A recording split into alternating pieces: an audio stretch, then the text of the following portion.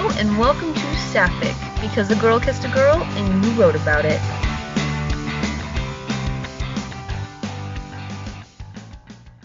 Hey guys, welcome back to another episode of Saffic. I'm Kid. And I'm Saint. And have you ever read a story where the climax or plot twist was like totally confusing? I have. We all have, I'm sure. Well, today we're going to be discussing story structure and effective foreshadowing so that you don't give your readers whiplash or leave them in the dark, because both are equally terrible. Totally. Yeah, so basically the first bits of your story should be where your readers are developing questions. And these are the promises. By developing these questions, you are making a promise that you are then going to fulfill later in the story. So basically what we're talking about today is how important it is to give readers all of the information so that you're not answering something at the end of the story that they were unable to develop a question for in the beginning. Because honestly, guys, that shit is confusing. It is. So, like, if your reader is reading the story, they should be forming questions naturally. You shouldn't have to lead them to the question. They should just kind of be like, oh, I wonder what's going to happen next. Is Cosima really going to kiss Delphine in the next chapter? Where are Delphine's parents? They're pieces of shit. These are kind of questions that they should be developing on their own as they're reading. And then it's your job as the writer to make sure that all of those questions get answered. And when you answer questions that the reader didn't have, that's when bad shit happens. Yes, because then your reader reevaluates everything, goes back, sees that it was never put there in the first place, and is like, well, holy shit. I have an example for you. Yeah, you do. I'm watching this, I just finished watching this TV show. It was called The Family. I'm allowed to talk about it because there's lesbians in it. I'm going to wreck this show for you. Don't worry about it, because it's not really worth watching. It was only one season. They canceled it. It's over. It's 12 episodes. Go watch it if you want. It's all right. Basically, in the synopsis, it tells you that the whole plot of the show. So it's really not that great to begin with. It's about this family, this political family. The little boy goes missing. 10 years later, he shows back up. But surprise twist, and they tell you this in the synopsis, like on Hulu, he's not who he says he is. So it's not actually the brother. So you go through the season and you know that he's not the brother, because it's in the synopsis. But the rest of the family kind of doesn't. And then halfway through the season, you find out that the sister knew all along. What? Except here's the thing. Never once throughout the first half of the season were you ever like, I wonder if that bitch knows.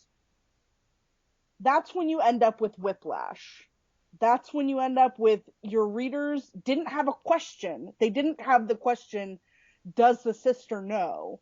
They just end up with the answer of the sister knew. And the question doesn't have to be like a literal asking of a question. It can be just like a little plant in the back of their head growing until they see it.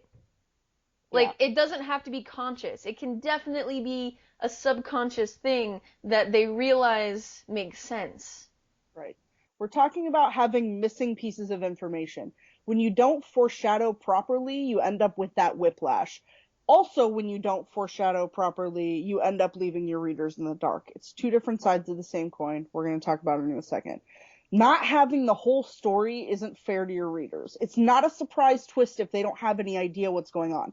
Plot twists should feel surprising, but inevitable, which is a quote from a writing podcast that we both really enjoy. Why don't you tell them about that podcast? We'll link it in the Downbelows. Yeah, we're totally going to link it, because it is a well of information for aspiring writers everywhere. It's called Writing Excuses, and basically it's a couple of fantasy writers. I believe they're all fantasy writers, and a couple of them are also professors, like English professors and writing professors, and basically they meet and they talk about writing, and they're short little 15-minute podcasts. I think that their like tagline is 15 minutes long because you're in a hurry and we're not that smart. It's Yeah. freaking great. So we're gonna link it, and there are a few episodes that are really relevant to what we're discussing here today. I'll leave a link to the podcasts in general, like their website, but I'll also leave links to just the transcripts of the episodes we're talking about. If you don't want to listen to the podcasts, you can just skim through the transcript to kind of see what we're talking about. But they talk about having it surprising but inevitable is the direct quote that we're talking about here. That quote has stuck with me since I first listened to this podcast, the particular episode. Your whole story should always feel surprising but inevitable. As to not be confusing. Right. I have an example for you. I don't want to ruin it for you, so I won't ruin the surprise twist ending. But if you haven't seen, there's a movie on Netflix. It's called Time Lapse. We didn't talk about this. Kid, have you watched it? I have never even heard of this, so. It's a time travel movie. It's short. It's not really that like it doesn't take a lot of brain to, other than, the confusion of time travel. You should watch it. Everybody should go watch it. At the end of the movie, when the movie is all said and done, you will understand what I'm talking about when I say surprising but inevitable. That's all I have to say. Go watch. No joke. Go watch it, kid. We should talk about it tomorrow when you're done watching it, what you're gonna do today. I will watch it. So let's go ahead and talk about this concept of Chekhov's gun. Chekhov's gun is a rule in writing. It's by Anton Chekhov, is why it's called Chekhov's gun. It's sort of the flip side to not having too much information, having too much information. The quote is as follows: remove everything that has no relevance to the story. If you say in the first chapter that there is a rifle hanging on the wall, in the second or third chapter it absolutely must go off. If it's not going to be fired, it shouldn't be hanging there. That's important. Very important. I mean, how often have you read a scene or picked out a detail and it never goes anywhere? Right. Never goes anywhere. That's bad foreshadowing. You read something and it sticks out to you and you're like, oh, that must happen. That must be important later. I'm going to hold on to this tidbit of information in my head for when it's relevant later. And there is a difference here, something called a red herring. Yeah, we're not talking about red herrings. We are not talking about red herrings. And red herrings are something that appear extraneous, but they're kind of to throw the reader off. It's like Scooby-Doo. Scooby-Doo is full of red herrings, right? It's the guy that you're like, oh, it's totally that guy. But it's not. Right. It's always the unassuming dude in Scooby-Doo. So that is something that has a purpose. Here we're talking about something that you include because you think it's interesting, you think it's a useful piece of information, but it isn't at all, and it's either for aesthetic or because you think it would be cool if this piece of information were included, but it's kind of just extraneous. If it's not important, your reader shouldn't be taking it with them, unless you intended it as a red herring, and that's fine. Yes. Another good movie has this in it. Why don't you talk about A Walk to Remember? Oh, Walk to Remember. So I understand that this has nothing to do with Fen Slash or anything of the such, but I recently watched A Walk to Remember for the first time. I've never read the book. I think Saint has. Oh, that's so good. So I think that the foreshadowing is done beautifully in the movie, and I'm sure in the book as well. You know how, like, in the beginning when Jamie tells Landon, like, you have to promise that you won't fall in love with me? And he kind of just smirks and says something like, that won't be a problem? Because he's such a bad boy. Right. Well, that little interaction kind of sticks in the back of your head throughout the story until it's revealed and you're like, oh. Whoa, spoilers! Oh, well. Spoilers, guys. If you're gonna watch A Walk to Remember, it might have just ruined your life. But it's super effective foreshadowing. And it's good because it sticks with you while not being so heavy-handed. Yes. it's really light, it's gentle, but you can't have one instance of foreshadowing. If that was the only instance of foreshadowing in A Walk to Remember, the reader would have ended up with Whiplash at the end. But when you watch A Walk to Remember, you see Jamie getting weaker throughout the movie. You know, she's kind of clammy and sweaty all the time. Like, you know, by the end, it's surprising but inevitable. Yes. You can't have your foreshadowing too light, because then you get Whiplash.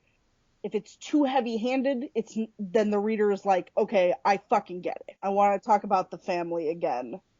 So in the beginning, we know that the kid is not the brother, but it's so heavy, like, you are without a shadow of a doubt.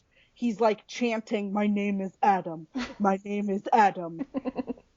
The mom, like, it lacks a subtlety. Not just in foreshadowing, but like the mom walks up to the drunken brother and is like, you're a drunk, honey. Like, yeah, bitch, I know. The lesbian daughter is like obsessively Christian in the beginning, which disappears throughout the show, and I'm not really sure where it goes. But like when you find out she's a lesbian, she's like on her knees praying and then starts jacking off to fantasies of her brother's like fuck buddy. It's real weird, but you're looking for not heavy-handed like that. You don't want it to be very heavy-handed, but you don't want to make it too light either. You need to find a happy medium. Right. Like, and I would assume that part of the reason why it's so heavy-handed is because the payoff like didn't support the like level of foreshadowing. Yeah. Like you kind of have to have a balance there. Like I think that this kind of stuff isn't done enough in fan fiction. mm-hmm. When I wrote Cable Car, it was something that I wanted to try and employ. So spoiler alert if you haven't read Cable Car, the Cosima is sick. So I knew that was something that I wanted to do. So early in, I made sure she coughed a lot. And it's one of those things that I try and make it not particularly obvious, but she clears her throat in like every fucking scene she's in.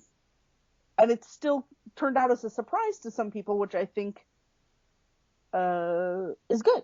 Yeah. There are so many hints dropped along the way that by the time that you get there, I hope it was surprising but inevitable. Mm-hmm. One way to achieve that sort of thing in your writing is to write ahead. We've talked about this before. I think it was like chapter 2. It was our tip of the week. You should be writing ahead. That way, I've seen some stories where people just like pick up and drop their story all the time, and it works for them. And they're 80 chapters in and they still have no idea where the story is going. And that's fine. Like, there are a lot of stories that do that, and I think it works well for those people. But I think when you want to put in effective foreshadowing, you need to know where your story is going. And you need to be writing several chapters ahead so that you can, when you get to the point where it's happening, you're like, oh yeah, I should go in and add this later, farther back in the story. And so you have the ability to go back 3 chapters and add it in before you post it. I try to employ like mini foreshadowing in my scenes. Mm-hmm. Because foreshadowing doesn't have to span the entire book. Right. Like, I'm not going to spoil anything, so I can't really exactly talk about this, but in my scenes, if something big is going to happen, or in my chapters, if something big is going to happen at the end, I like to kind of pepper in a little bit in the beginning. Right. So it's not like, bomb! Where did the bomb come from? Right. And that's something that you can do if you are one of those people who it just works better for you to write a chapter at a time and not really focus on the big story. That's something that you can do to kind of ease that. Just do it chapter by chapter. For sure.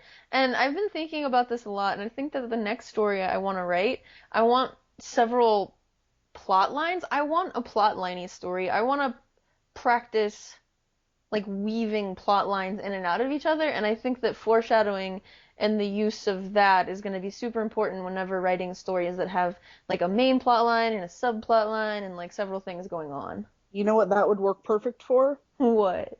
Our zombie AU that we never finished. You are so right.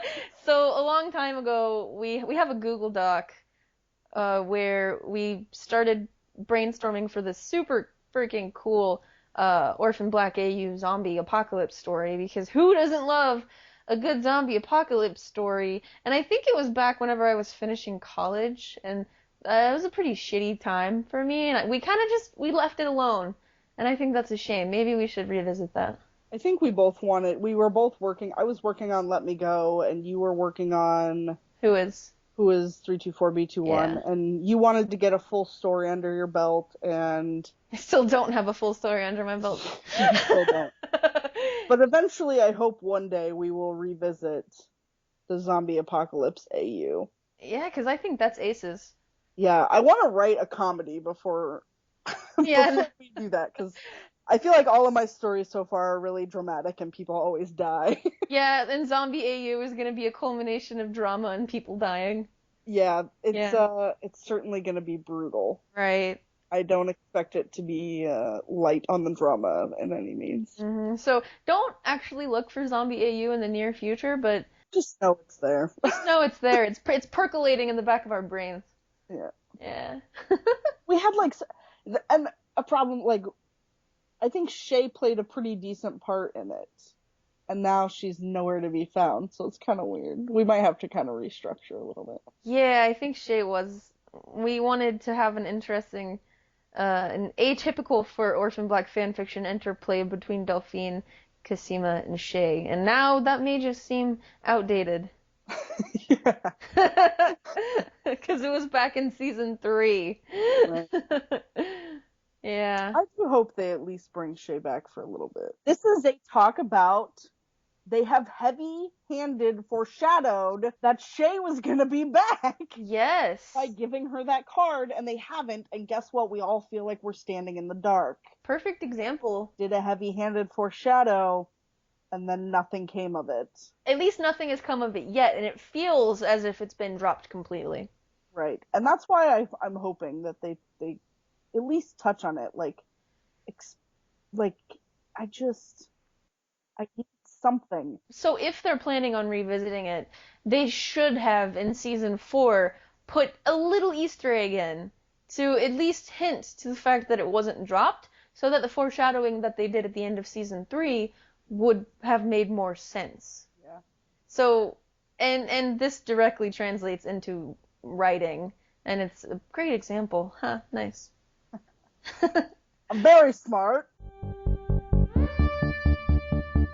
And now, Saint and Kid digress for 10 minutes to talk about Orphan Black. Typical.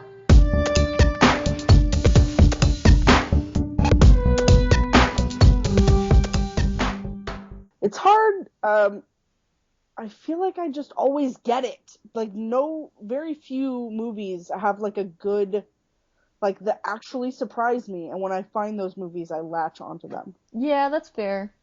My thing is that TV shows never surprise me. Yeah. They're too serial to be surprising. Right. Because if you were paying any attention, usually it's easy to latch onto shit and be like, well, this is gonna happen. I think that's part of the reason that I'm so attached to Orphan Black, is because fuck all if I have ever been right about anything. That's true. I have been right about, and I think everyone was, Obi Spec was right about it too, of Rachel being Charlotte's clone, of Charlotte being a clone of Rachel. I think everyone kind of was there. Well, because that made sense. Right. Well, the thing is, it all makes sense. Yeah. There's nothing that doesn't make sense. I was right about Susan Duncan being the woman on the phone.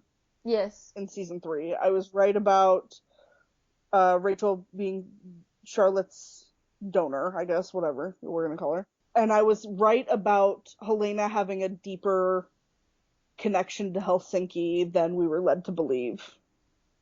And that's all I've been right about. In the 4 years of this show, that is all I have been right about. I know, it's tough, because the thing with Orphan Black is that the twists they connect pieces of the puzzle that you wouldn't have put together. Yeah. And I don't think that, I still am not convinced that Dooku being Delphine's shooter made sense. I thought that was the one where you were like, I knew that. I thought you had grasped that. I called it. No, I called it because I could see that coming from a mile away based upon what they had done with Dooku in season 4. Right. But I still don't think that original shooting scene makes much sense. Makes much sense with the reality that right, it was Dooku. Because we had never seen them interact before. We had never seen them interact. And that question, I still don't understand why she asked him that question. I don't know. I don't fucking get it. You know what? I think that it all could have very easily been solved with a single scene of the two of them interacting. That's all they would have needed. Yes. If you had have seen Delphine and Dooku interacting before, all of it would have made sense. And it would have been easy to do because there was all the flashback episodes. It wouldn't have been hard to have Delphine walk up and, for example, the scene where Beth goes to Dyad and meets Leaky and Evie Cho. It wouldn't have been hard to have had Delphine also in that scene. Yes. Beth didn't know who Delphine was. They never met after that. It wouldn't have been difficult to put her in, but I feel like it would have broken up the excitement. I feel like the point of the season was to make people wait for Delphine. But in going along with that, it just made it confusing. Right. And I think that it's you're looking for the balance between, okay, is the balance of making people wait for Delphine, the excitement and the tension of waiting for Delphine, is it worth losing the plot of Delphine never met Dooku? Why is this happening? Right, because the foreshadow in the shooting scene at the end of season 3, the foreshadow that they laid down was that the person who shot Delphine, we knew. It was someone that we knew, and it was someone who was directly connected to a clone. Most people assumed it was Cosima. I thought it was Rachel, but a clone nonetheless. Right. And that was just kind of a disappointing turn. Damn, yeah, it was. Guess what? We just found the last 20 minutes of our episode, so you should this whole conversation, just put it in. I was planning on it. We were like, this is a really short episode. It's because we didn't talk about what we wanted to talk about, apparently. We didn't talk about Orphan Black. Yeah, I mean, there are things in Orphan Black that are foreshadowed to and kind of dropped. Yeah. But hopefully we pick back up, because there are some things that need to be explained. And they picked it up with Beth. They picked up a lot of the Beth slack that had been going on through the entire show in season 4. But there were other things that they just kind of let go. I need Gracie and Mark. I need Jesse. Yeah. And I need some sort of further explanation on Shay. Those are the things that I would like to see out of season 5. Agreed. But I worry that because it is the last season, that they're not going to do that stuff. Yeah, because there's a lot to go through in only 10 episodes. Yeah, that's kind of the, I wonder if they just, since season 5 hasn't aired, we don't know. So it could very well be that they managed to wrap all of this up. But there's a lot that I feel they added in that they just, to their own detriment, they just don't have time. Yes. They need to wrap. Where is Jesse? It wasn't that they didn't have room for him in this season, because they did. They just left him out. Where is he? He could have been going. I realized that they needed Donnie and Helena to have this stuff together. That's fine. But where the fuck is Jesse? And where are Mark and Gracie? That I understand. They didn't have time for that in this season. They have run away together. I suspect Gracie will come stumbling back in season 5. Mark has died. I'm not really sure. Also, I have a question. What's up? Why don't they castrate the casters and then give them the cure? There should be a thing where they're like, hey, casters, come here. You can have the scissors and the cure, or you can die. Right. I don't understand. They're just damning them. Like, that's the solution to Ira's problems. Get your nuts chopped off, and you can have the cure. And you too cannot die. Yeah. I don't know, maybe there's some sciencey thing I don't understand, but that just seems to make sense to me. Maybe they should have listened to this podcast because... Maybe. Hey, Orphan Black Riders.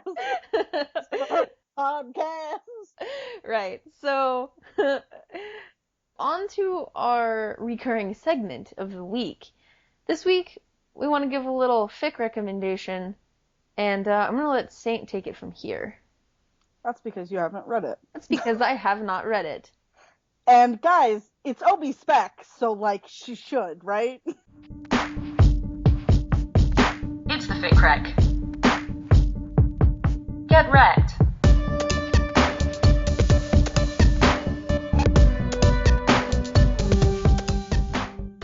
Everybody get their tomatoes out and throw them at me. Yeah, it's Obi Spec, so she should. We mentioned Obi Spec before when we were, I think it was probably in episode 2 when we were talking about different types of fanfictions. I think for a lot of people this was their first experience with a virtual series style fanfiction. The reason that I'm bringing it up today is because it is really good at foreshadowing. It's really good at dropping those little hints that kind of lead you along. And if you know anything about Obi Spec more than just having read it, like if you got into the like how we made it sort of stuff, you'll know that they did it very intentionally that way, and it took a lot of work. It took so much work for them to do it that they didn't do another season. They did their one season, it came off perfect, it came off really beautifully, and I think they decided they had had enough.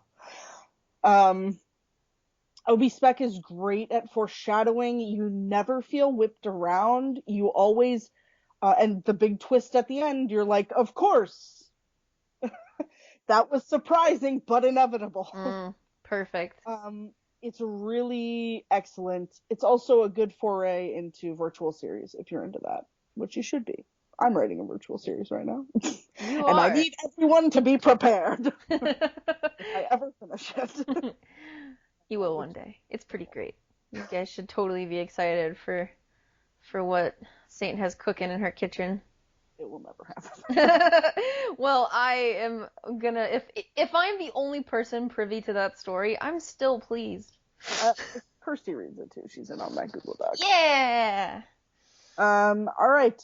That's all we have for you. I'll, of course, leave a link for Obi Spec in the down below. We will leave a link to Writing Excuses down in the down belows. Go watch A Walk to Remember. Go watch Time Lapse on Netflix so you can understand what I'm talking about when I talk about surprising but inevitable. Yeah, and stick with us because next week we're coming back with a special on Orange is the New Black. That's not a show we talk about very often, but you know, it's fourth season, I believe. Yeah, it's happening right now. That's why we're talking about it. Yeah. I mean, it happened already, but it's in the relevant news. 'Tis, and we are going to dive into it. Hopefully we're going to come back next week with a fic recommendation that is an Orange is the New Black fic. I have like six fics on my phone waiting to be read. I am so pleased. I don't have a lot of time. Yeah, me either. Keep in mind it's not our fandom, so. Yes, be kind to us because it's definitely not a fandom I've ever. I mean, I've watched every episode of Orange is the New Black, but it's not like a fandom that I roll around in as much as Orphan Black. Right. It's not our base of knowledge. Yeah. But we are fans of the show, and we will talk about it as such. We will give you guys some fic reviews on it, and then the episode after that is my Soccer Cop episode. Oh yeah. Can't wait. Can't even wait. All right. We're done. All right. You guys have a good one. We'll see you back here soon. All right. Bye. Bye.